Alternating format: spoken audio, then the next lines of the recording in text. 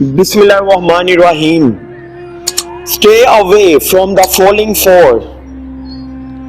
The following four deeds bring misery to a person's heart, so avoid them. Number 1. Complaining and being angry with what Allah has decreed. Number 2. Committing sins without repenting afterwards. Say to them, it is from yourselves because of your evil deeds. Quran says, it is because of what your hands have earned.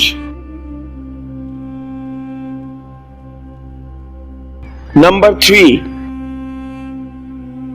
Hating people for the blessings that Allah has bestowed upon them.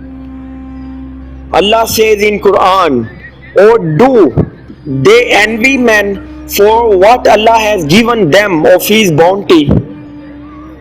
That is a common habit in our society. Number 4. Turning away from the remembrance of Allah. Allah says in Quran, verily, for him is a life of hardship.